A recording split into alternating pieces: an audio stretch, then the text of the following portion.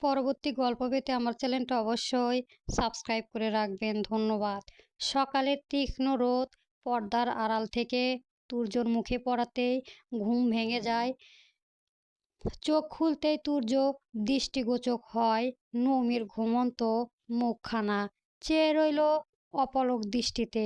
নৌমিকে এত কাছ থেকে পর্যবেক্ষণের সুযোগ হয়নি তুর্যের। তাই আজ ভালো করেই দেখে নেয়। কি মিষ্টি দেখতে তার বউটা। অবাধ্য চুলগুলো নৌমির গালকে প্রায় ঢেকে রেখেছে। তুর্যর চুলগুলো কানের পিছনে গুজে দিতে দৃশ্যমান হয় ৪ আঙুল ছাপ, যা কালকে তুর্য প্রদত্ত ছিল। তুর্য দীর্ঘ নিঃশ্বাস ছাড়ে নিজের কাজে। কেন যে সে নিজের রাগে নিয়ন্ত্রণ করতে পারে না। উফ, অসহ্য। আঘাতের স্থানে ঝুঁকে ঠোঁট ছোঁয়ায় নরম গালে ডেবে যায় তুর্যের ঠোঁট। এত মজা পায় তুর্য। ফের ঠোঁট ছোঁয়ায় নৌমির গালে। বরংবার নিজের মুখে কোনো স্পর্শ অনুভব করে নৌমির ঘুম হালকা হয়। ভ্রু যুগল কুঁচকে চোখ মিলতে দেখে একজন পুরুষের দাড়ি দাড়িযুক্ত চোয়াল। সঙ্গে সঙ্গে ছিটকে দূর সরতে চায় ও। কে এভাবে স্পর্শ করেছে ওকে? হঠাৎ ঘুম থেকে ওঠাতে মস্তিষ্ক বুঝতে পারল না মানুষটি কে হতে পারে। নৌমির এমন প্রতিক্রিয়া তুর্য সরে আসে। নৌমি এখন বুঝতে পারে মানুষটি ঠিক কে হতে পারে। তুর্য তুর্য ওর এত কাছে, ওকে স্পর্শ করেছে ভাবতে লজ্জায় নুয়ে পড়ল নৌমি।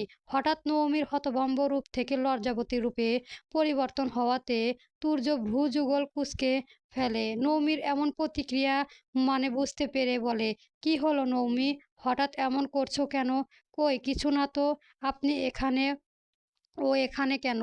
তুর্য নৌমির ঘরের মুখ গুজে জোরে শ্বাস নেয়। এতে নৌমির শ্বাস বন্ধ হয়ে যাওয়ার উপক্রম। কি করছেটা কি এ পুরুষ? এভাবে নৌমিকে শেষ করছে কেন? তুর্যের নিচ থেকে সরেই বলে, প্রথম বউকে বুকে নিয়ে ঘুমিয়েছি তো, তাই ঘুম ভাঙেনি সাত সকালে। ফিলিংসটাও জাস্ট ওয়াও। নৌমির মনে হলো আজকে ও লজ্জা পেতে পেলে শেষ হয়ে যাবে। লজ্জার হাত থেকে নিজেকে বাঁচাতে তুর্যকে এখান থেকে সরাতেই হবে যে কোনো মূল্য। দেখুন তো কয়টা বেজে গেছে। এই আপনার জন্য আজকে আমার উঠতে দেরি হলো। সরুন দেখি, আমি উঠব। তুর্য চিত হয়ে শুয়ে নৌমিকে ওঠার জায়গা করে দেয়। নৌমি এলোমেলো নিজেকে ঠিকঠাক করে বিছানা ছাড়াতেই তুর্য না নাচিয়ে ভাবেলহীন ভাবে বলে, তা আমি না হয় বউ পেয়ে দেরিতে ঘুম থেকে উঠেছি, তা আপনি কেন ঘুম থেকে আগে উঠলেন না মিসেস? সেই সেই আমারই তো আগে ঘুম ভাঙলো। ঘুম থেকে উঠে দেখি একজন আমার বুকে আদুরে ছানার মতো ঘুমিয়ে আছে। হয়তো আমি না জাগালে উঠতও না। তাহলে কি করে নেব আমার প্রশস্ত বক্ষপিঞ্জরে? আপনি সুখের নিদ্রায় সহিত ছিলেন, বহুদিন বাদে শান্তিতে ঘুমিয়েছেন, ধরে নিবে ও। শেষ কথাটি টান দিয়ে বলে তুর্য। সদ্য ঘুম থেকে ওঠা নমির তুর্যের এমন খোঁচার মূল্য বাক্য বিপরীতে কিছু বলার মতো খুঁজে পেল না। শুধু এক পলক দেখল ওকে লজ্জায় দেওয়া পুরুষটিকে। কোনো মতে তুর্যর সামনে থাকা যাবে না, না হলে ওকে লজ্জা দিয়েই মেরে ফেলবে। তারও ঘড়ি করে ওয়াশরুমে ঢুকে পড়ে নৌমি। তবে দরজা আটকানোর আগেই একটু আওয়াজ তুলে বলে, অসভ্য লোক। শব্দ করে দরজাটা বন্ধ করে ২ হাত মুখ ঢেকে ফেলে নৌমি। ইস, কি লজ্জা! না হয় একটু আরাম পেয়ে বেশি ঘুমিয়েছি। আর ও তাই এভাবে বলতে? ও বুঝি লজ্জা লাগে না? এরকম নাম্বারে বেলাস পুরুষ ওকে লজ্জায় দেওয়া একটা সুযোগও ছাড়ে না, একটুও না। এদিকে তুর্য নৌমির প্রতিটা কর্মই তীক্ষ্ণ দৃষ্টিতে খেয়াল করে গেছে। শুনেছে নৌমির বলা কথাটি, এতে হাসি পাচ্ছে ওর। নৌমির চেহারা কথাটি ভেবে যা বলার মতো হয়।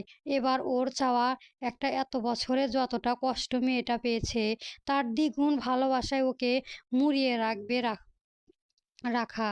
অনেক কষ্টই তো মেয়েটা পেল, এবার না হয় একটু ভালো থাকুক, সুখে থাকুক। তোদের তোদের কি হয়েছে আমার একটুখানি বলবি নৌমি? কাল থেকে তোর কিংবা তুর্যের কারোই ঠিকঠাক দেখা পাচ্ছি না। একজনকে পেলে আর একজনের গায়েব হয়। তুই রাতে খাবারটি পর্যন্ত খাসনি। আর ওদিকে আমার ছেলেটা কোনো খোঁজই নেই। সকালে গেলাম রুমে, তাও দেখিনি। তোর তো ছোট নোস নেই, নোস না মা। তাহলে আমায় এভাবে চিন্তায় ফেলে কি পাও বলতো? নিচে নামতেই তুলির অভিযোগের মুখে পড়তে হয় নৌমিকে। বেচারি চিন্তায় চিন্তায় অস্থির ওদের নিয়ে, অথচ নৌমি তুর্য একসাথেই ছিল। কিন্তু এক কথায় কি বলা যায়? নৌমি তুলিকে শান্ত করে বলে, রাতে এত মাথা ব্যথা করছিল আম্মু, যা বলার মতো না। তাই খেতেও ইচ্ছে করেনি। আর আপনার ছেলেকে তো দেখলাম আসার সময় নিজের ঘরে। আপনি যখন তার ঘরে গিয়েছিলেন তখন হয়তো মর্নিং ওয়াক করতে গিয়েছিলেন। সকাল সকালই নৌমিকে মিথ্যে বলতে হলো। সব দোষ এই তুর্যের। তুলি শান্ত হলো। তবে নৌমির মাথা ব্যথা শুনে ফের চিহ্নিত হয়। কি বলিস, তোর মাথা ব্যথা? আগে বলবি না আমায়? এখনো করছে? না না, এখন ঠিক আছি, ব্যস্ত হবেন না। কার মাথা ব্যথা বৌমা? হাফসা খাবার টেবিলে বসতে বসতে কথাটি জিজ্ঞেস করে। তিনি নৌমির কথাটি শোনা শোনেনি বিধায় জিজ্ঞেস করা। তুলি হা হুতাশ করে বলে, আপনার নাত বইয়ের। এই মেয়েটা এত চাপ স্বভাবের আম্মা, যা বলার মতো না। নিজ থেকে কিছু বলবে না। হাফসাও এ নিয়ে নৌমিকে বকলো। কেন বলেনি, কেন জানায়নি, আরে কত কিছু। নৌমি বেচারি বেহুদা সবার বকা শুনল কি কিছু না করেই। আরিফ আসাতে এক কথায় অবসান ঘটল আর নৌমির হাঁপ ছাড়ে বাঁচে। তুলি খাবার আনতেই ছুটল রান্নাঘরের পিছু পিছু নৌমিও। এরই মধ্যে তুর্য নেমে এসেছে উপর। কালকণ্ঠ বাড়ির সকলে একসাথে খায়, এই নিয়ে অনেক আগেই তৈরি করেছে আরিফুর রহমানের বাবা জানালাই রহমান। তার মতো পুরুষ বাহিরে খাটে আর নারী ঘরে। কাজ তো দুপক্ষে করে, তাহলে একসাথে খেতে বসতে পারে না কেন? তুর্যের সোজাসুজি নৌমির বসা। তুর্য নৌমিকে জ্বালাতে ভ্রু নাচিয়ে হাসে। নৌমি দেখে তবে প্রতিক্রিয়া করে না। এতগুলো লোকের মাঝে এগুলো করার কোনো মানে হয়? এতদিন ভালো ছিল, অন্তত তুর্যের এমন ফাজলামো সহ্য করতে হতো না ওকে। তুর্য বেশ কিছুক্ষণ নৌমিকে জ্বালিয়ে বাবার সাথে কথায় ব্যস্ত হয়ে পড়ে। আরিফ আর তুর্য দুজনকে এতে স্বাভাবিকভাবে কথা বলতে দেখে মহিলাগণ অবাক হয়। এদের মাঝে সব ঠিকঠাক হলো আবার কবে? তবে শান্তি, সব ভালো হলেই ভালো। তাসরিফ আসবে কবে বাবা? ও আসলেই ভাবছি একটা ফ্যামিলি ট্যুর দেব। অনেক দিন সবার একসাথে বেড়ানো হয় না। তুর্যের কথায় আরিফও খুশি হলো। আসলে অনেক দিন ঘোরা হয়নি তাদের। তাই সহমত পোষণ করলো তুর্যের কথায়। তাই তোমার অফিসের কি খবর? সব ঠিকঠাক? হুঁ, আপাতত তো কোনো ঝামেলা নেই। তবে জানেনই তো, দেশের পরিস্থিতি কখন কি হয় বোঝা মুশকিল। খাবার সময় কথা বলবেন না তো। বললেও এই সাইপাস অফিস চাকরির কথা বলবেন না। আমার বিরক্ত লাগে এসবে। তুলি ধমকে বাপ বেটা চুপ হয়ে যায়। নৌমির মাথা নিচু করে মুচকি হাসে। হঠাৎ তুর্যের ফোন বেজে ওঠে। খাওয়া ছেড়ে উঠে বাগানের দিকে যায়। এতে তুলি বেশ ফোঁসফাঁস করে বলে, কত করে বলেছি এসব চাকরি করার দরকার নেই। না পরিবারের সঙ্গে সময় কাটাতে পারে, আর না নিজের একটু বিশ্রাম নিতে পারে। সারাদিন দৌড়ে দৌড়ি। কত বছর পরে ছেলেটা বাড়ি ফিরেছে, এখনো কাজ, কাজ আর কাজ। আরিফের স্ত্রীকে শান্ত করতে বলে, তুলি তুমি তো জানো তুর্যের পেশা, ইচ্ছে তবুও এভাবে বলেছ। দেশের কাজে নিজের সামিল রাখাটা কতটা শান্তি তুমি তো বোঝো। তুমি প্রতি উত্তর করবে। এর আগে তুর্য গম্ভীর মুখে ওদের দিকে আসে। নৌমি তুর্যের হঠাৎ মুড পরিবর্তন হওয়াতে ভ্রু যুগল কুঁচকে ফেলে। মাত্রা না হাসি মুখে ঘর ছাড়লো। তাহলে আবার কি হলো? তুর্য বসলো না খাবার টেবিলে, দাঁড়িয়ে থেকেই বলে, আজকে বিকেলে আমায় ক্যান্টনমেন্টে ফিরতে হবে। কি এত তাড়াতাড়ি কেন? তুমি না বলেছিলে অনেক দিনের ছুটি নিয়ে এসেছো? তাহলে হাফসা খাতুনের কণ্ঠে কৌতূহল বিস্ময়ের ছোঁয়া, পাশাপাশি বাকিরাও অবাক হয়। নৌমি চুপচাপ মাথা নিচু করে ফেলে মন খারাপে। তুর্যর এক পলক নৌমিকে দেখে দীর্ঘ নিঃশ্বাস ফেলে। ও নিরুপায়, ইচ্ছে থাকলেও থাকতে পারবে না এখন আর। একটা সমস্যা দেখা দিচ্ছে। কিছু অসাধু লোক নারী পাচার করেছে এমন খবর এসেছে, বুঝলে? তাই এখন আমায় ফিরতে হবে, না ফিরে উপায় নেই। আরিফ বুঝলো ছেলের উপস্থিতি। ভাই অভয় দিয়ে বলে, যেহেতু যেতে হবে তাহলে আর কি করার। যদিও যদি পরিবারের কারো নাম আসে তাহলে আমায় কিছু করার থাকবে না বাবা। আগেই বলে রাখি, অন্যায় কিছুতে আপোস করব না আমি। তুর্যের রহস্যময় কথা মানে কেউ বুঝল না। আরিফুল রহমান চিহ্নিত হলেন।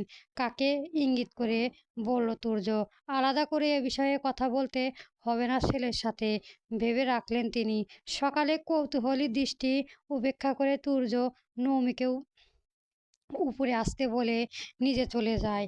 হঠাৎ তুর্যর ডাকে নৌমি একটু ভ্যাবাচ্যাকা খেয়ে যায়। সবার মাঝে এভাবে ডাকার মানে কি? আর কত লজ্জায় ফেলবে ওকে। বাকিরা একবার নৌমির দিকে তাকালো, যে আপাতত চুপচাপ বসে আছে। আরিফ বুঝলো এবার সব ঠিকঠাক হয়ে গেছে ভেবেই প্রশান্তির হাসি হাসলো। অবশেষে এবার শান্তি পাবে তিনি। তবে তুলি, হাফসা কেউ এর মানে বোঝে না। কি হলো, কবে হলো? আরিফ তাদের ইশারায় চুপ থাকতে বলে। সেই মোতাবেক কেউ কিছু জিজ্ঞেস করে না নমিকে। তুলি শুধু বলে, ছেলেটা ডাকছে, যা মা, দেখ কি প্রয়োজন হয় না হয়। নমি মাথা নাড়িয়ে ওখান থেকে উঠে পড়ে। সবার সামনে এভাবে বলা কি খুব প্রয়োজন ছিল তুর্যের?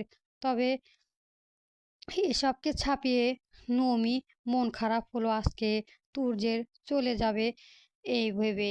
নমি তুর্যের রুমে গেল। তবে গিয়ে তুর্যের কোনো দেখা না পেয়ে কপাল কুঁচকে ফেলে।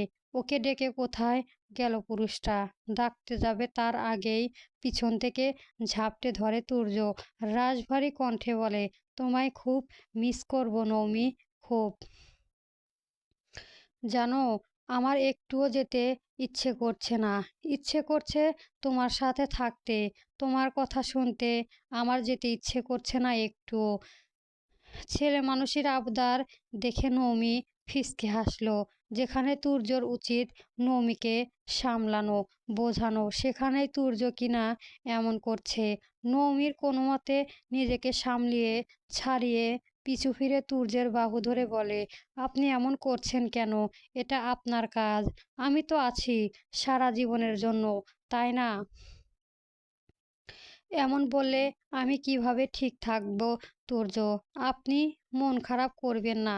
চোখের পানি নিয়ে তুর্যকে ঠিক থাকবে বলেছে নৌমি। এটা দেখে তুর্য বিমুগ্ধ হলো। মেয়েটা এত শক্ত চাপা স্বরে কেন হলো? কেন কষ্ট চাপিয়ে রাখে, নিজেকে স্বাভাবিক রাখতে চায়? কেন কেঁদে বুকে ভাসায় না তুর্যের? নৌমি এমন বুঝেও কথায় তুর্যের কি যে হলো? মন খারাপ সব পালিয়ে গেল। নিজেকে সামলিয়ে নিল তুর্য। নিজের উপর বিরক্তি হলো, অবাক হলো। সে তো এমন নয়, তাহলে কেন মন খারাপ করছে আজ? যা এত বছর ওখানে থেকে হয়নি? সব কি সামনে দাঁড়িয়ে থাকা ছোট মেয়েটির জন্য? এত শক্তিশালী মেয়েটার মায়া এত টানে নিজের বুকে ফেললো নিজেকে। নৌমিকে তুর্য শান্ত স্বরে আওড়ায় গুটি কয়েক বাক্য। তোমার মতো স্ত্রী পেয়ে আমি ভাগ্যবান নৌমি, যে তোমার এত কষ্ট দিল, কাঁদালো। তাকে তুমি ক্ষমা করেছ, তার সাথে ভবিষ্যৎ গড়ার কথা ভাবছো। আমি এতটাও ভাবিনি। ট্রাস্ট মি, তুমি খুব লক্ষ্মীমন্ত মেয়ে, যে স্বামীর পরিস্থিতি বোঝে, আশ্বাস দেয়। এমন বউ সবার থাকে না। আমি পেয়েছি। এত বছর নিজের বোকামতে তোমায় দূরে ঠেলে দিয়েছি। আজ নয়, আজ যাচ্ছি, তবে কোন দিন বাদে ফের আসবো, তোমায় ফেলে বেশিদিন থাকা হবে না আমার। রোজ কল দেবো আমি। যে কাজেই থাকো না কেন কল ধরবে। যা কিনতে ইচ্ছে হবে এখন থেকে আমায় বলবে। বুঝলে বউ? আমি বোধহয় বউ পাগলা হয়ে যাব কদিন পরে। সামান্য এই কয়দিনে আমায় ছেড়ে কাজে যেতে ইচ্ছে হচ্ছে না তাহলে। ভাবো বাকি জীবন কিভাবে কাটাবো আমি। তোমায় খুব মিস করব বউ। নবনী শান্ত বাচ্চার মতো পড়ে রইল স্বামীর বুকে। তুর্যর এমন সমন্বয়হীন কথায় নবনীর কান্না পেল। এত আদর ভালোবাসার কথার পরও নিজেকে আজ ভাগ্যবতী মনে হলো। না, ভুল মানুষের সাথে বিয়ে হয়নি। ওর হয়তো সুখ দেরিতে এসেছে। আসবে, তবে ক্ষতি নেই। এমন স্বামী পাওয়ার জন্য নমির আরও অপেক্ষা করতে রাজি। তুর্য নমির মাথায় হাত বুলিয়ে বলে, আমায় মিস করবেন না। লজ্জা ভুলে নমির মাথা নাড়িয়ে হাঁ বোঝায়। তুর্য নৌমিকে বুক থেকে মুখ তুলে দু গালে হাত রেখে বলে, মিস করলে একটিবার কল দিল। হাঁ, আমি অপেক্ষায় থাকবো বলে নৌমির কপালে মধ্যিখানে ওষ্ঠ চেপে ধরে। সঙ্গে সঙ্গে নৌমির দু কপালে বেয়ে গড়িয়ে পড়ে অশ্রুদানা। ওরা বাধা মানে না, সুখে দুঃখে গড়িয়ে পড়ে অবাধ্য হয়ে। গল্প প্রিয় নীলপদ্ম, পর্ব 16 চলবে।